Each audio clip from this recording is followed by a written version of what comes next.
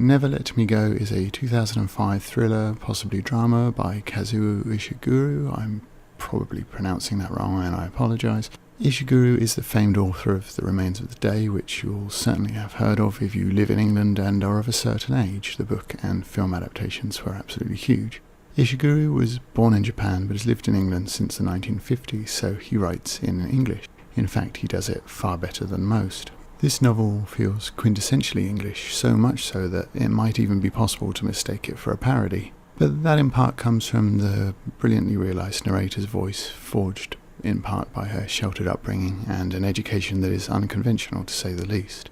The plot is extremely hard to discuss without spoilers, pretty much impossible in fact.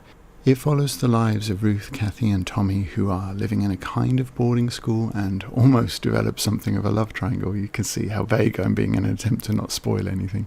Things at the school are not what they seem, and early on the sense of a building mystery is supremely well crafted.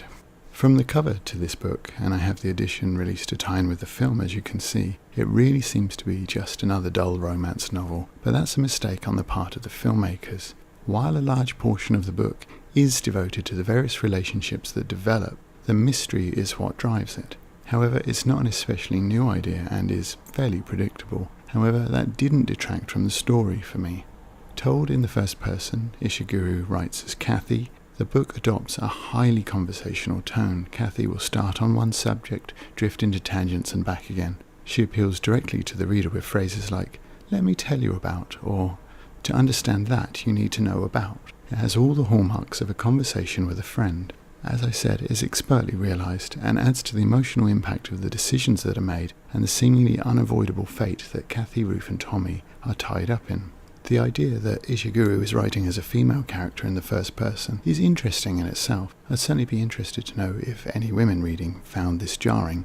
To me, his portrayal is spot on. Kathy's obsession with analysing every potential motive behind everybody's actions was so close to the mark that I actually started to wonder if we knew some of the same people.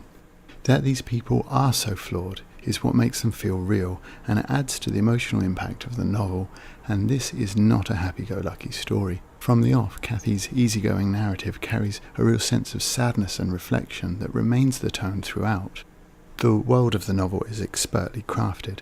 That doesn't mean in the sense of science fiction or fantasy. This is explicitly set in England in the late 1990s, but the details of the mysterious boarding school and the scheme that they're involved in has all been so meticulously planned out. You have to start hoping that, given the sadness of the lives involved, and I've worded it that way to avoid spoilers, you have to hope that such a thing does not exist anywhere in the world. The comparison of the cruelty between the improved Hailsham scheme and that being practiced elsewhere is also interesting from a moral standpoint. Are they doing more harm by trying to do less? Is the inevitable outcome crueler because of the initial, I guess we could say, kindness? Certainly attempted kindness. But also the scheme itself is set up to do some kind of good. The book asks, is a degree of cruelty acceptable if good is the end goal? Some of us would probably prefer not to think about that too much, but at this level it's certainly something I could never agree with. Probably very little of that makes any sense if you haven't read the book, and I apologise. You really should just read the book and then you'll see what I'm saying. The only flaws that I could level at the work are that Kathy and Ruth fall out a lot. So much you do wonder why they bother to make up after the 100th time, but I'm pretty sure if you look at the people that make up your friend circle, especially those that you've known for a long time, you'll probably agree that this is not especially unrealistic. The mystery, which is really building rather nicely, is kind of spoiled by being blurted out by one of the characters about a third of the way through. Ishiguro to that point seemed to be building the tension so expertly that it seemed a shame to have given the game away so early, but it doesn't detract from the novel. You'll plunge on hoping that our leads can find a way out.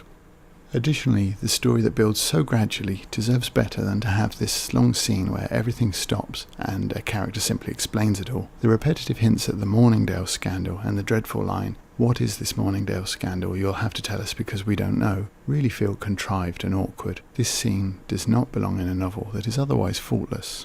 In conclusion, Never Let Me Go is fascinating both for the questions it asks, but also for the way they are asked.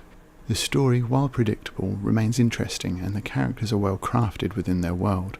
The plot is slow and not without its faults, but it is told through Kathy in such a way that it retains the interest while drifting along, and the emotional notes all land how they should. Never judge a book by its cover, as they say, and while I haven't seen the film yet, the cover based on its artwork does this no justice whatsoever. Generally, I wouldn't expect to read or enjoy a book that was simply a romance novel, and this is a lot more than that. Even though the cover does nothing to suggest that it will be, I recommend this very highly.